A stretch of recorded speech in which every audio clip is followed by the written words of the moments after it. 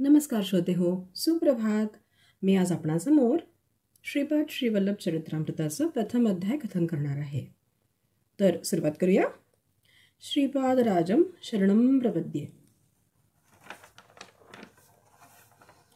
ओम सर्वजगद्रक्षाय गुरुदत्तात्रेयाय श्रीपाद श्रीवल्लभ परमात्मने नमः. भगवत कृपा प्राप्त होण्यासाठी मानवाने भगवंताची आराधना, उपासना, स्तोत्र पठन, जप ध्यानाने केले पाहिजे.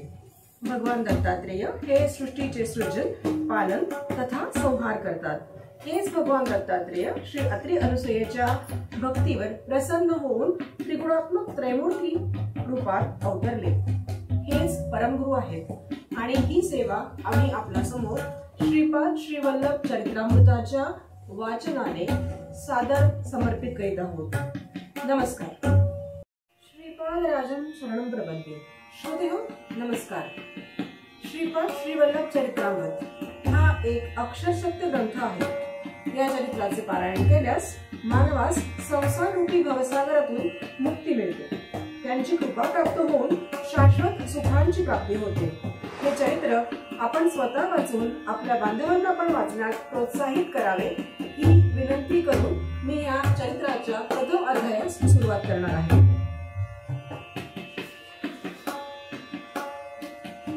श्रीपाद राजम शरणं प्रपद्ये. अध्याय 1. श्री व्याघ्रेश्वर शर्माचा वृत्तांत. श्री महागणपती, श्री महासरस्वती, श्रीकृष्ण भगवान, सर्व चराचरवासी देवी देवता आणि सकल गुरु परंपरेच्या चरणी नतमस्तक होऊन मी त्या अनंत कोटी ब्रह्मांड नायक श्री दत्तप्रभूंच्या कलियुगातील श्रीपाद श्रीवल्लभ स्वामींच्या अवतार लीलांचे वर्णन करण्याचा संकल्प केला आहे. अनुसूया अत्रिनंदन भगवान श्री दत्तात्रेय यांनी आंध्र प्रदेशातील पिठिकापुरम या गावी श्रीपाद श्रीवल्लभ या नावाने अवतार घेतला. त्यांच्या दिव्य चरित्रांचे वर्णन यथायोग्य करणे अनेक पंडितांना, विद्वानांना सुद्धा जमले नाही. हे करण्याचे ते धाडस करीत आहे. ते केवळ आपणासारख्या थोर विद्वान श्रोत्यांच्या आशीर्वादामुळेच. मी शंकर भट्ट, देशस्थ कर्नाटकी स्मार्त ब्राह्मण. माझा जन्म भारद्वाज गोत्रात झाला. मी श्रीकृष्ण दर्शनासाठी उडुपी तीर्थस्थानी गेलो असता तेथील नयन मनोहारी मोर मुकुटधारी कृष्णाने मला मंत्रमुग्ध केले. त्याने मला कन्याकुमारीत जाऊन कन्यका परमेश्वरीचे दर्शन घेण्याची आज्ञा केली. त्याप्रमाणे मी कन्याकुमारीत जाऊन त्रिवेणी सागरात स्नान करून श्री कन्यका देवीचे दर्शन घेतले. मंदिरातील पुजारी मोठ्या भक्तिभावाने देवीची पूजा करीत होता. मी आणलेले दान घेऊन त्याने मोठ्या श्रद्धेने देवीस अर्पण केले. देवी अंबा माझ्याकडे मोठ्या स्नेहपूर्ण नजरेने पाहत असल्याचे जाणवले. ती म्हणत होती, शंकरा, तुझ्या अंतरंगातील भक्तिभावावर मी प्रसन्न झाले आहे. तू पुरपूर क्षेत्रात जा आणि श्रीपाद श्रीवल्लभ स्वामींच्या दर्शनाने आपल्या जीवनाचे सार्थक कर. त्यांच्या दर्शनाने मनाला, अंतरात्म्याला जो आनंदाचा अनुभव येतो तो अवर्णनीय असतो. अंबा मातेचा आशीर्वाद घेऊन मी प्रवास आरंभ केला आणि थोड्या अंतरावर असलेल्या मरुतोमलई या गावी येऊन पोहोचलो. लंकेतील राम रावण संग्रामात लक्ष्मणास इंद्रजिताची शक्ती लागून तो अचेतन अवस्थेत असताना श्री हनुमंताने संजीवनी बूटीसाठी द्रोणागिरी पर्वत उचलून आणला होता. लक्ष्मण संजीवनी बूटीने सजीव झाल्यावर हनुमंत तो पर्वत स्वस्थाने घेऊन जात असताना त्याचा एक मोठा तुकडा येथे पडला. त्याचेच नाव मरुतोमलई असे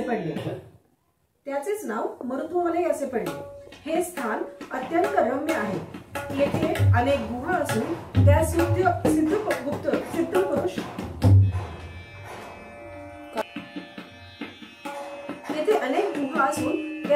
पुरुष गुप्त रूपाने तपश्चर्या करीत असतात. मी साऱ्या गुहेचे दर्शन घेण्यास आरंभ केला. एका गुहेच्या आत गेलो तेव्हा आत एक वाघ शांत बसलेला दिसला. त्याला पाहताच माझ्या अंगात कापरे भरले. मी घाबरून एकदम श्रीपाद श्रीवल्लभा असे जोराने ओरडलो. त्या निर्जन अरण्यात माझ्या आरोळीचा प्रतिध्वनी तितक्याच मोठ्या आवाजात ऐकू आला. त्या आवाजाने त्या गुहेतून एक वृद्ध तपस्वी बाहेर आले आणि म्हणाले, बाबा रे, तू धन्य आहेस. या अरण्यात श्रीपाद श्रीवल्लभ या नावाचा प्रतिध्वनी आला. श्री दत्तप्रभूंनी कलियुगात श्रीपाद श्रीवल्लभ या नावाने अवतार घेतल्याचे योगी, ज्ञानी, परमहंस लोकांनाच माहित आहे.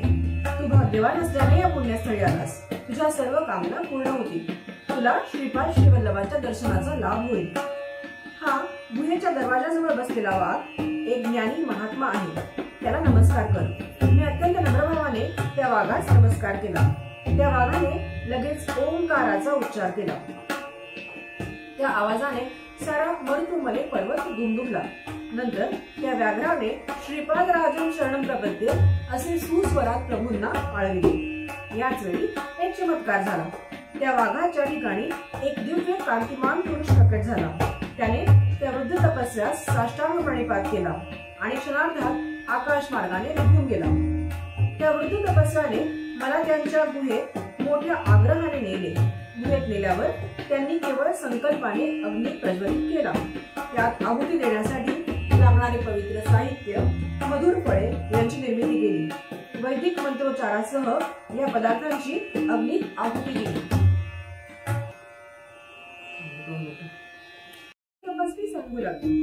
या कलियुगात यज्ञ, याग, सत्कर्मे सारे लुप्त झाले आहेत.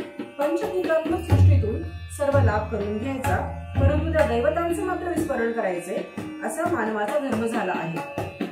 देवांची प्रीती प्राप्त करण्यासाठी यज्ञ करावेत व त्यांना संतुष्ट करावे. त्यांच्या कृपाप्रसादानेच प्रकृती अनुकूल होते.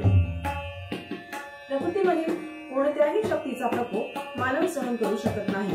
प्रकृतीमधील शक्तींची मानवाने यथायोग्य मार्गाने शांती करावी. नसता अनेक संकटे उद्भवतात. मानवाने धर्माचरण न केल्यास प्रकृती शक्ती त्याची शिक्षा यथाकाली देते. हा लोकहितासाठी मी यज्ञ केला आहे. या यज्ञाचे फलस्वरूप म्हणून तुला श्रीपाद श्रीवल्लभ स्वामींचे दर्शन होईल. जन्मजन्मांतरीचे पुण्य फळास आले म्हणजे असे लाभ घडतात.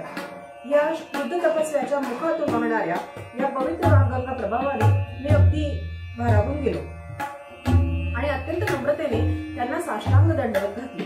त्या तपस्याच्या चरणी प्रार्थना केली. हे ऋषीवर, मी पंडित नाही, योगी नाही, साधक नाही.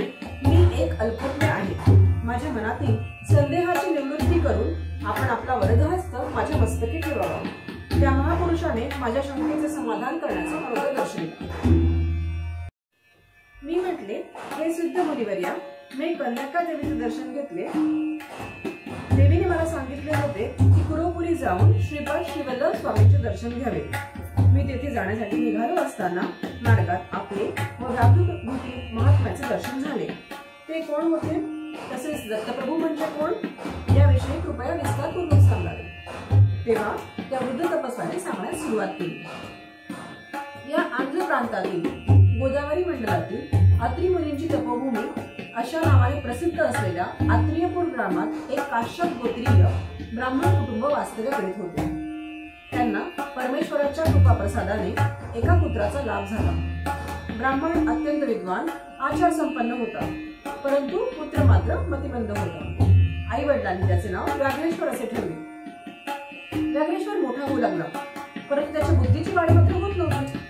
त्याने त्याला शिकवण्याचे खूप प्रयत्न केले, परंतु त्यात संपूर्ण संध्यावंदन सुद्धा करता येत नसे. एवढ्या विद्वान ब्राह्मणांचा पुत्र असा अज्ञानी अशी गावातील लोकांची सारखी टोचली त्याला अत्यंत दुःखदायक वाटले. एका ब्रह्ममुहूर्तावर त्यात स्वप्न पडले.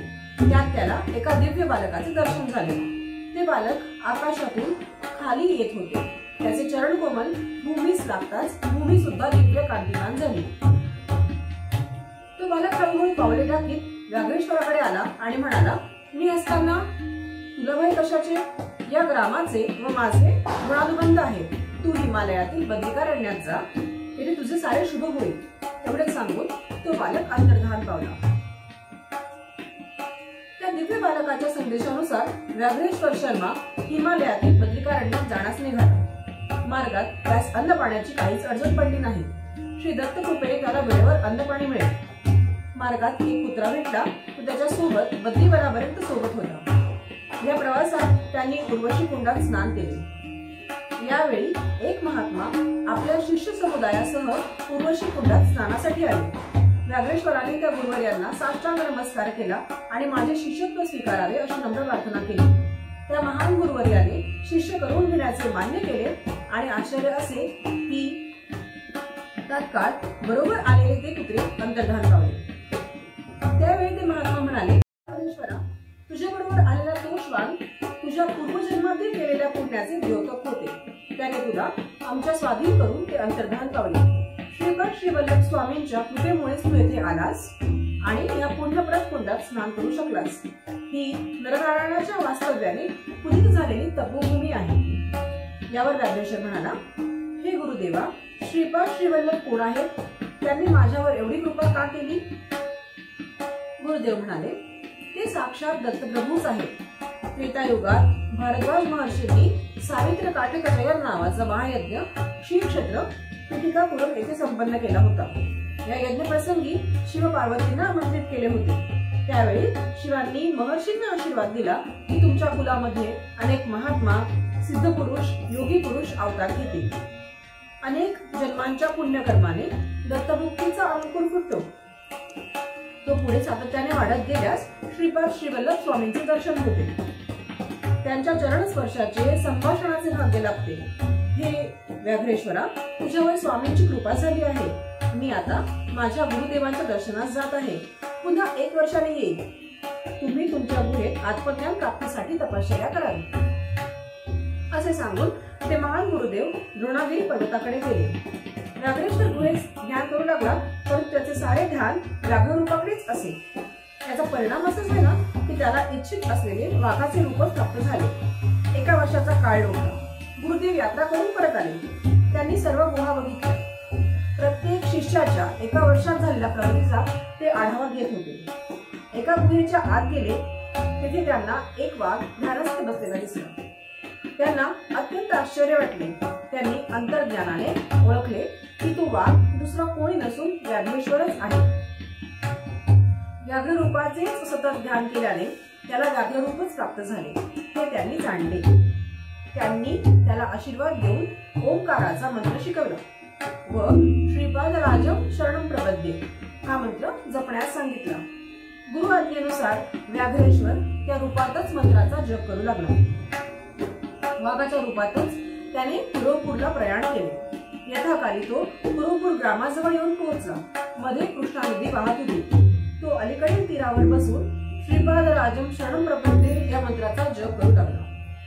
श्रीपाद श्रीवल्लभ कुरवपूर ग्रामात आपल्या शिष्यांसह बसले होते. ते एकदम उठले आणि माझा परमभक्त मला हाक मारतो आहे असे म्हणून नदीच्या पैलतीरास येण्यास निघाले.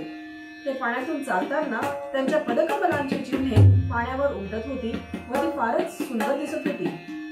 स्वामी पैलतीरावर पोहोचल्यावर व्याघ्रेश्वराने त्यांच्या दिव्य चरणांवर आपले मस्तक ठेवून अत्यंत भक्तिभावाने नमस्कार केले. अत्यंत आनंदाने त्या वाघाचे मस्तक कुरवाळले व त्यावर स्वार होऊन पाण्यातून ते कुरवपुराला पोहोचले. वाघावर बसून आलेले बघून सर्वांना आश्चर्य वाटले. ते वाघावरून उतरताच त्या वाघाच्या शरीरातून एक दिव्य पुरुष बाहेर आला. त्याने आपल्या देहाचे व्याघ्राजीन स्वामींनी आसन म्हणून स्वीकार करावा अशी विनंती केली. तो श्रीच्या चरणी अत्यंत भक्तिभावाने नतमस्तक झाला. तेथे अष्टभाव जागृत होऊन प्रेमभावाने त्याने स्वामींच्या चरणावर आपल्या नेत्रातील अश्रूंनी अभिषेक केला. मोठे प्रेमभराने स्वामींनी त्याला उठवले आणि म्हणाले, हे व्याघ्रेश्वरा, तू एका जन्मात अत्यंत बलशाली असा मल्ल होतास. तेव्हा तू वाघांशी युद्ध करून त्यांना अतिक्रूरतेने वागवत होतास. त्यांना वेळेवर अन्न पाणी देत नव्हतास. त्यांना साखळीने बांधून लोकांच्या प्रदर्शनासाठी ठेवित होतास. त्या दुष्कर्मामुळे तुला अनेक नीच जीव जंतूंच्या योनीत जन्म घ्यावा लागला असता. परंतु माझ्या अनुग्रहाने ते सारे दुष्कर्म हरण झाले आहे. तू दीर्घकाळ व्याघ्ररूपात राहिल्यामुळे तुला इच्छेनुसार वाघाचे रूप धारण करता येईल व सोडताही येईल. हिमालयात कित्येक वर्षापासून माझी तपश्चर्या करणाऱ्या महान सिद्धांचे तुला दर्शन होईल आणि आशीर्वादही मिळतील. योग मार्गात तू अत्यंत प्रज्ञावान होशील असा स्वामींनी आशीर्वाद दिला. स्वामी पुढे म्हणाले, तू हिमालयात एक वाघ अत्यंत शांत बसलेला पाहिला होतास ना? तो एक महात्मा आहे. तपश्चर्या करणाऱ्या संत पुरुषांना सामान्य लोक व इतर वन्य प्राण्यांपासून त्रास होऊ नये केले होते व त्यांचे तो संरक्षण करीत होता. गुहेतील तपश्चर्या करणाऱ्या संतांचे परस्पर वर्तमान कळवण्याचे काम सुद्धा तो वाघ मोठ्या आनंदाने करीत असे. ही सगळी दत्तप्रभूंची लीलाच.